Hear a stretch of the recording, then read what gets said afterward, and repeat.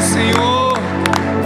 There's nothing worth more that will never come close.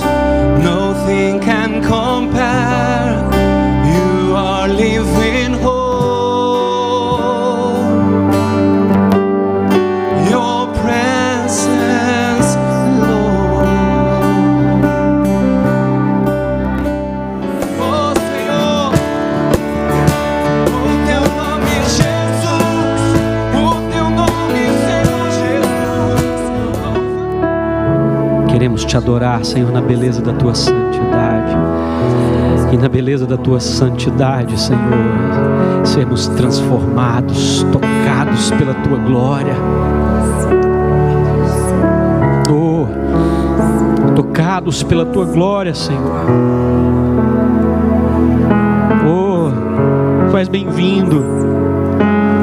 Reina sobre nós, governa a nossa vida, Senhor. Reina sobre nós, governa a nossa igreja, Senhor. Seja o centro, Senhor. Oh,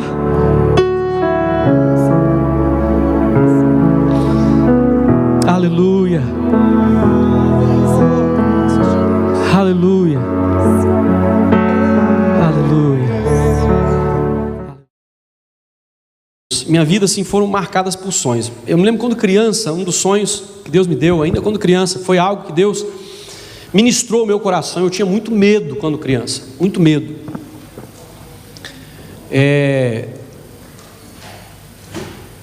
Não sei se todos que nasceram em família evangélica aqui tinham esse negócio quando você era criança, do pessoal falar sobre demônio, né? Sobre expulsar demônios, sobre manifestação de demônio, aquela coisa toda. Isso para quem é adulto, tem fé em Deus e conhece a verdade, é uma coisa. Mas para uma criança que está ainda, né, formando e ainda muita coisa desconhecida para a criança, e dependendo do tom que você coloca, da maneira como você coloca, isso pode trazer um certo medo, né? E eu tinha medo, muito medo, né? Aí eu me lembro de ter sonhado, eu nunca me esqueci desse sonho. Nós morávamos num lugar em Belo Horizonte, chamado Vale do Jatobá. Era um subúrbio, né, de Belo Horizonte, e ainda em construção, isso na década de 70, né? Ainda em construção, aqueles lugares assim, tinha uma casa, depois tinha um lote vago, tinha outra casa, mais 2 lotes vagos, e assim por diante. Então a gente fazia, quando a gente ia para a escola, a gente passava por um caminho que até chegar na 2ª, 3ª rua, era só por dentro de lotes vagos, já tinha os trilhos, né? Onde tanto das pessoas passaram, já tinha aquele lugar assim, a grama já tinha gastado, né? Só estava mesmo o lugar para passar.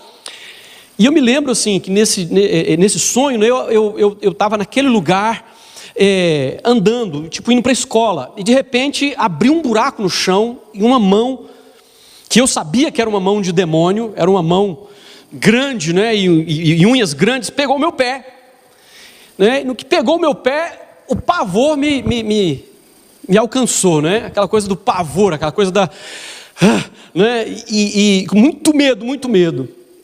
Mas aí de repente eu vi assim, os céus se abriram rapidamente e veio um anjo. E esse anjo lançou das mãos dele um raio, não é? E acertou a mão daquele demônio e que ele soltou, né? Imagina o alívio da criança, né? Eu acordei, nunca mais me esqueci daquele sonho. Eu tinha cerca de 6 anos de idade. Então, em vários momentos da minha vida foi marcada por sonhos, que eu sei e tenho certeza que estes foram dados por Deus. Não é o sonho do macarrão da barriga cheia.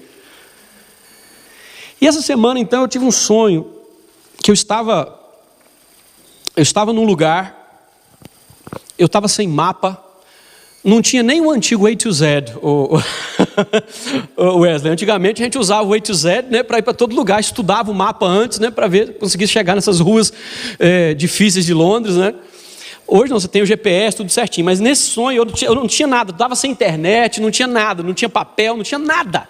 E eu precisava chegar num determinado lugar, e eu fiz uma oração, eu disse: Deus, eu preciso chegar nesse lugar, Deus me guia, me orienta, me mostra onde eu devo andar.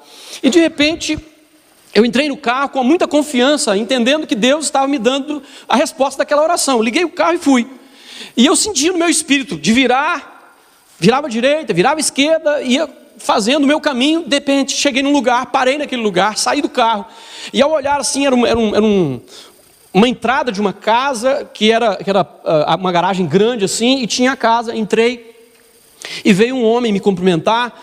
E na hora que eu cumprimentei esse homem e olhei para ele, eu o reconheci. Era um rapaz com quem eu tive muita comunhão há muitos anos atrás, na igreja onde eu me converti. E só que ele estava mudado, né? Lógico, com o tempo, com barba, com algumas rugas, né? E tinha um quê de tristeza nos olhos dele. E aí eu dei um abraço nele e tudo mais, ele não me reconheceu ainda. Eu falei: olha, você não está lembrando de mim? Eu sou o Emílio, rapaz, lembra de mim? Aí ele lembrou e tal, me abraçou assim, né, com força. Falei: não, deixa eu chamar minha esposa para você conhecer. Aí ele chamou a esposa. E quando a esposa veio, eu percebi que ela tinha dificuldade de locomoção. Ela tinha uma parte do corpo dela, estava paralisada. Ela andava com muita dificuldade, ela estava realmente paralisada, era difícil a locomoção. E quando eu a vi, o meu coração se encheu de muita compaixão pela vida dela. Assim, sabe, quando você sente mesmo aquela compaixão pela vida da pessoa, eu senti aquilo. E ela chegou, cumprimentamos e tudo. Aí o meu amigo falou assim: eu vou ali chamar meu filho. Quando ele saiu, me veio, eu entendo que era naquele momento uma unção de Deus. Eu fui tomado por uma unção de Deus, que eu sabia de dentro de mim havia algo diferente fluindo, e me deu vontade de orar por aquela mulher. E eu falei com ela assim: deixa eu orar por você. E eu coloquei então as mãos sobre ela e orei sobre ela, e eu percebi que ela foi tocada, e imediatamente ela voltou a se locomover. O lado que estava paralisado voltou plenamente, claramente a funcionar. E aí logo depois o sonho acabou. Eu acordei com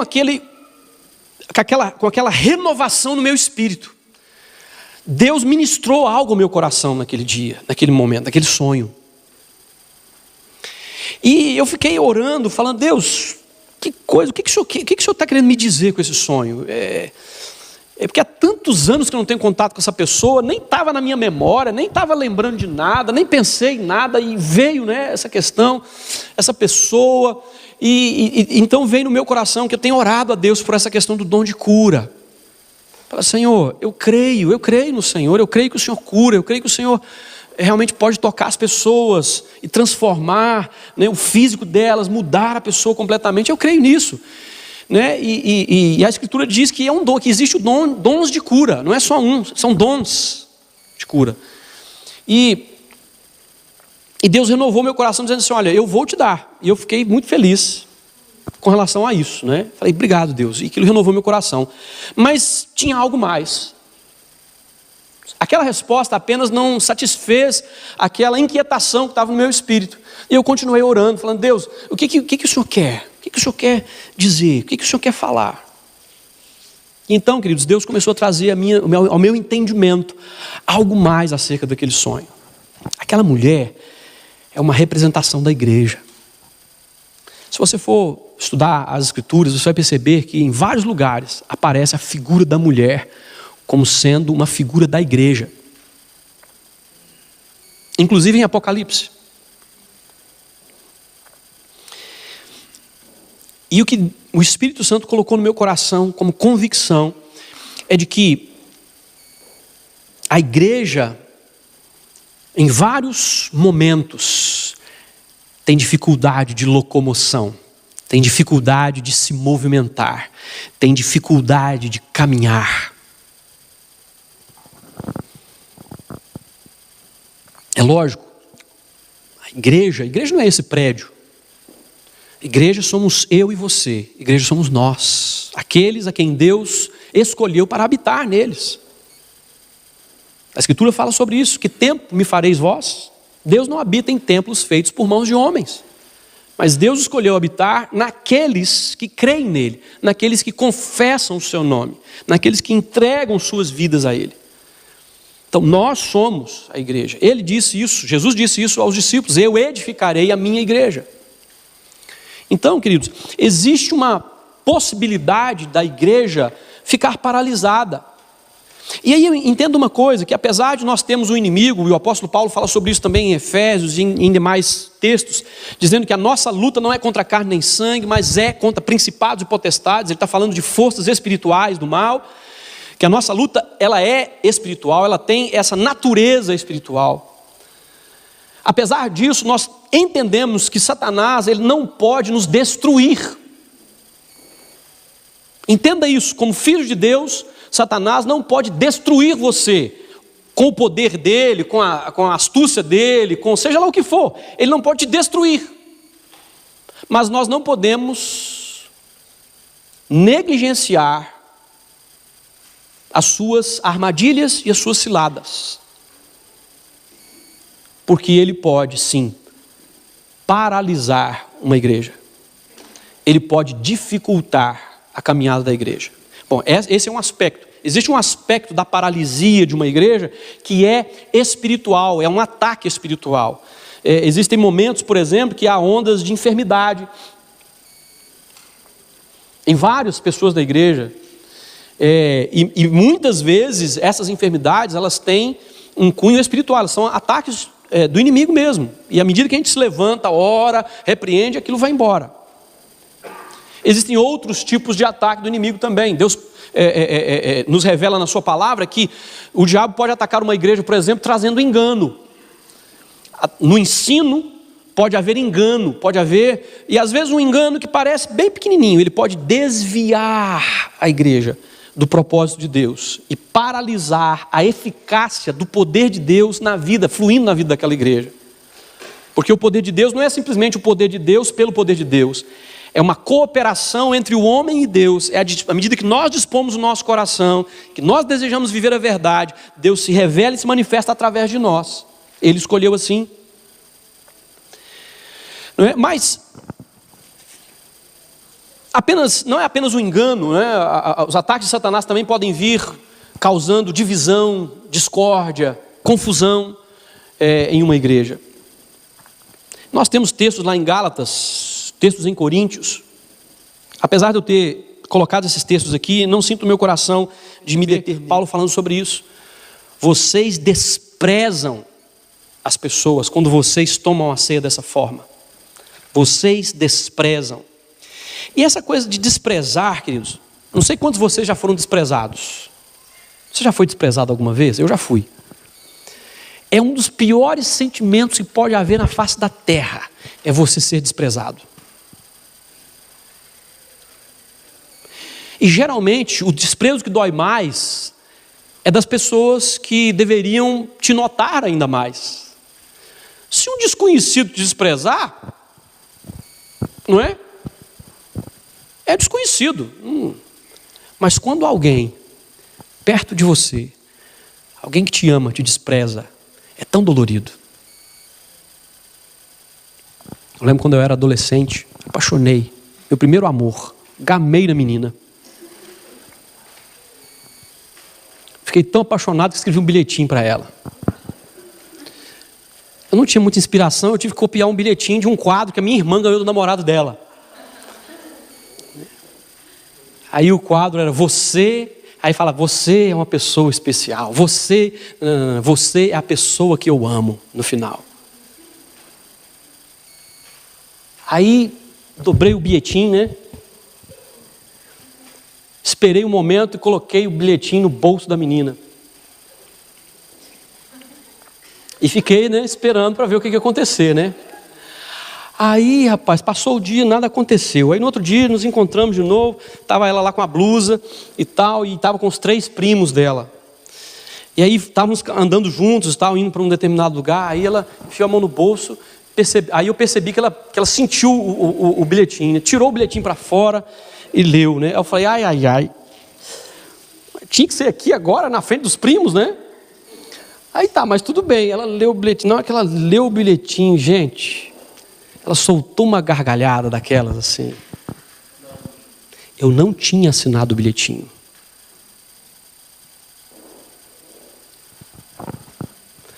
Mas ela deu aquela gargalhada assim de tipo assim, eu trouxa. Né? Coitado desse menino. Gente, você imagina no cara destruído. Imagina o menino despedaçado. Fui eu aquele dia, voltando para casa, chutando lata. Oh, coisa ruim. Gente, foi terrível. Ser desprezado não presta. Aquilo me marcou tanto, mas me marcou tanto, que qualquer aproximação minha agora de uma garota era totalmente diferente. Eu só partia para a iniciativa quando eu percebia e tinha certeza de que a menina estava gostando de mim já. Se não, meu filho, eu não arriscava, mas nem a porrete. De jeito nenhum. Por causa da dor do desprezo. Eu estou falando desse desprezo tão mais, como eu posso dizer, não tão apegado, se eu posso dizer assim, porque existe também o desprezo dos familiares. O pai que despreza, a mãe que despreza, o filho que despreza. E esse desprezo dói mais. Porque namorado, namorada, você escolhe. Pai e mãe não.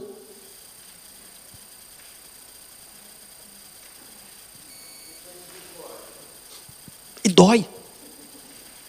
Então, em maior ou menor grau, eu acredito que cada um de nós já experimentou algum tipo de desprezo na vida. Em alguma circunstância você foi desprezado. Alguém te desprezou, alguém te jogou fora. Mas sabe o que acontece, queridos? Nós também já desprezamos. E ainda que você diga assim, não, eu não. De jeito nenhum, eu não sou esse tipo de pessoa. Eu sou lá de desprezar alguém. Para com isso. Todos nós, em um momento ou outro, desprezamos sim, desprezamos alguém. Porque isso está na nossa natureza humana. Infelizmente, nós somos pessoas que temos a capacidade de desprezar. Luquinhas está à vontade, gente. Deixa o Luquinhas à vontade.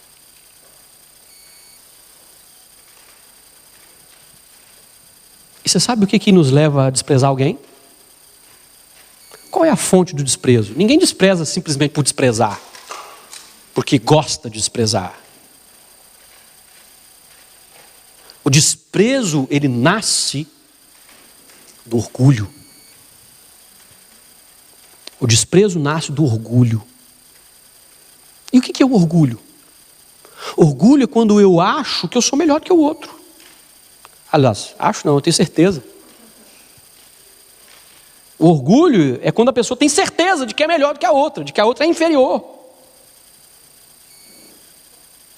E nós somos mestres em fazer isso, queridos, de forma muito subjetiva, porque ninguém em sã consciência, pelo menos na nossa consciência cristã, vira para si mesmo, né, no dia e diz assim, como eu sou bom, nossa, como eu sou inteligente, o fulano é tão burro. Você já acordou assim algum dia? Eu acredito que não. Mas isso são pensamentos subjetivos que vêm na nossa mente. O sentimento muitas vezes está lá. Você não reconhece, mas está lá. Você sabia que a maioria das críticas também elas nascem de um coração orgulhoso? A maioria das vezes a gente critica, e a maioria das pessoas que critica muito é a pessoa que não faz, a pessoa que não se envolve. Se você procurar, por exemplo, no nosso contexto de igreja, a pessoa que mais abre a boca para criticar os outros é a que não faz nada, não se envolve com nada, não serve nada, não ajuda em nada. Tem muito tempo então para ficar observando as falhas do outro, as dificuldades do outro, né?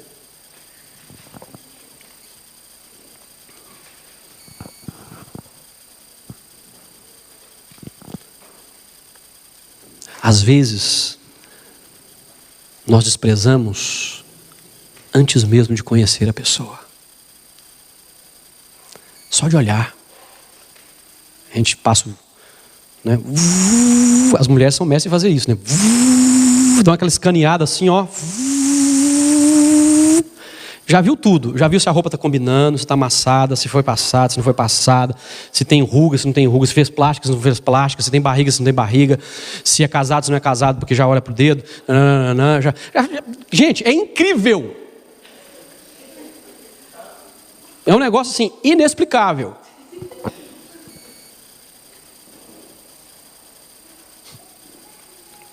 O Cláudio Duarte fala uma coisa interessante a respeito disso, né? Dizendo que o homem está andando com a mulher, né? Aí de repente ele olha uma mulher bonita que está vendo, né? Aí a mulher vira e cutuca ele: o que foi que você está olhando, né? Fala assim: eu estou olhando. Claro que você está olhando, é claro que eu vi você olhando, né? E ele fica assim meio sem graça, né? Já a mulher, né? Eles estão andando, ela vê o cara, ela vê se o cara é bonito, se não é bonito, se é casado, se não é casado, se está com a roupa combinando, se não está combinando. E o cara nem percebe que ela viu. Porque é tão rápido, é tão assim, ó, zup, zup, zup, tá, tá, tá.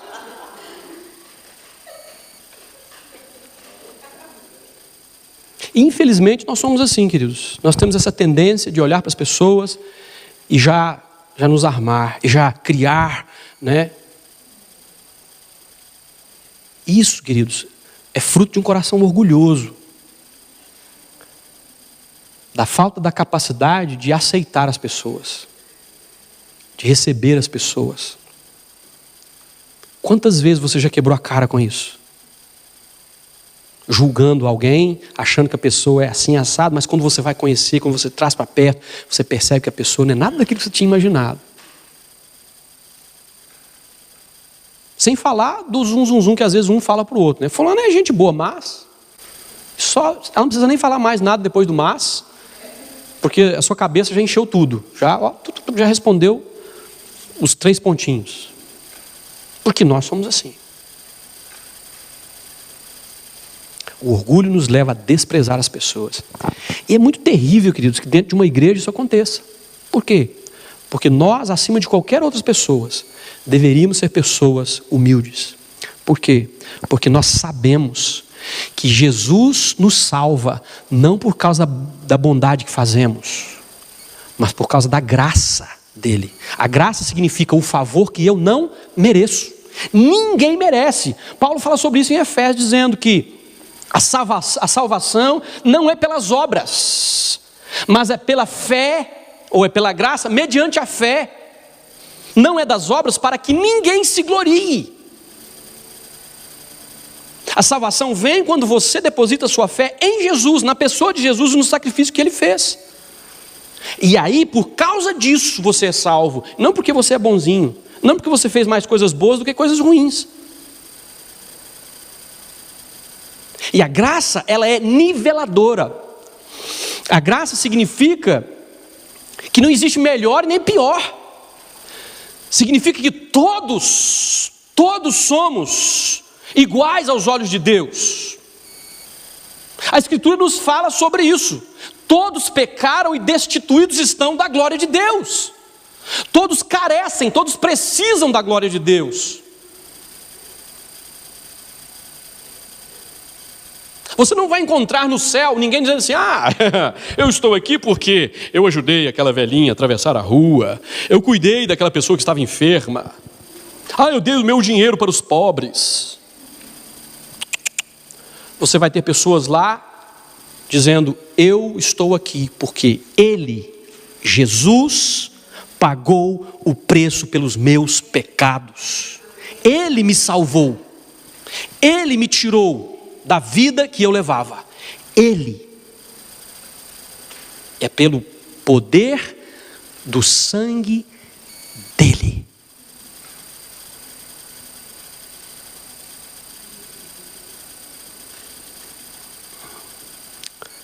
Se vai ser lá assim, por que não pode ser? Olharmos para as pessoas e simplesmente amá-las, sem criar estereótipos, sem criar preconceitos, sem criar barreiras. Amá-las.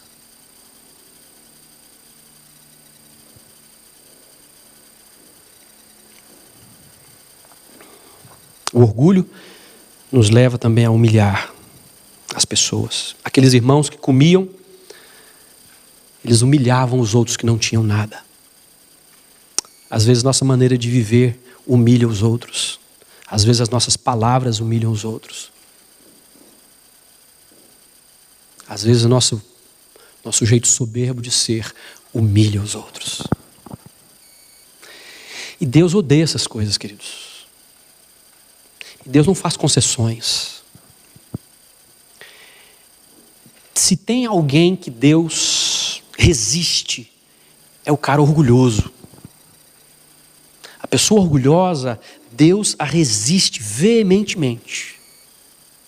A Escritura diz que Deus resiste os soberbos, mas dá graça aos humildes.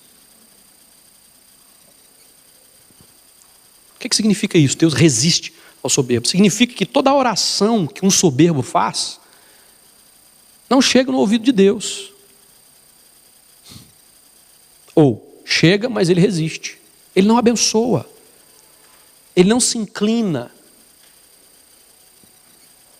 Porque essa não é a natureza de Deus. E não foi isso que Ele nos ensinou através de Jesus.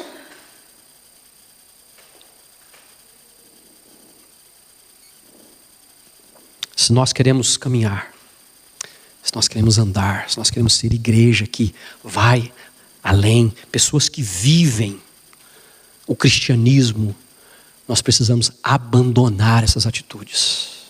Nós precisamos abominar essa atitude em nós mesmos. Esquece o outro, em você mesmo. Nós precisamos lançar fora todo tipo de orgulho. Orgulho, queridos, na minha opinião, é um dos pecados mais destruidores que existem. Porque a pessoa, ela acredita que está certa. Ela não consegue enxergar o próprio erro. O orgulhoso é assim. Ele tem certeza de que é melhor do que o outro. E assim, as pessoas vão ferindo e acumulando para si mesmas resistência da parte de Deus.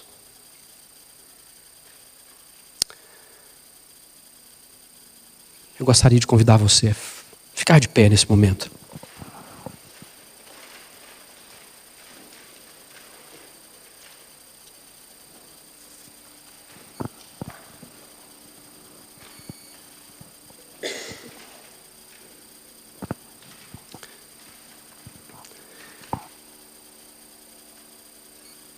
Eu gostaria de orar. Eu gostaria de convidar você para orar. Se por alguma razão você foi convencido de que em algum momento você teve esse tipo de atitude, de desprezar, de humilhar e de orgulho, é momento de você se arrepender. É momento de você pedir perdão a Deus. Momento de você se consertar com Deus. Eu quero dar a você alguns segundos para você orar.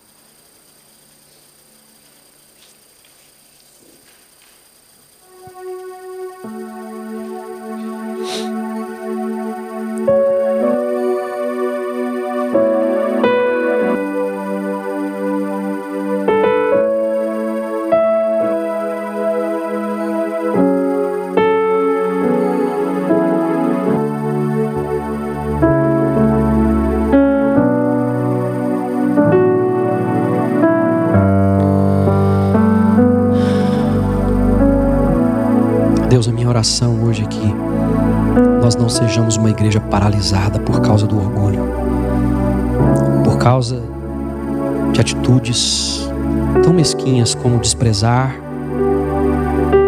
ou como humilhar, muito menos como dividir.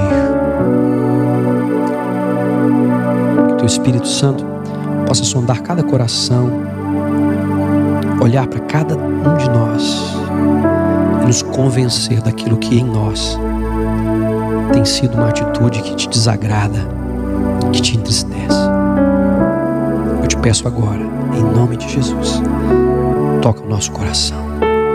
Faz-nos, ó Deus, uma igreja livre para correr, para caminhar, para fazer a Tua vontade. Deus, que assim como naquele sonho, orando por aquela mulher, ela foi curada, hoje aqui o Senhor nos cure. O Senhor, ó Deus, nos desimpeça. Se existe algo, Senhor, entre pessoas, traz cura, ó Deus, de relacionamentos. Se existem marcas do passado, Senhor, que precisam ser curadas, cura, Senhor.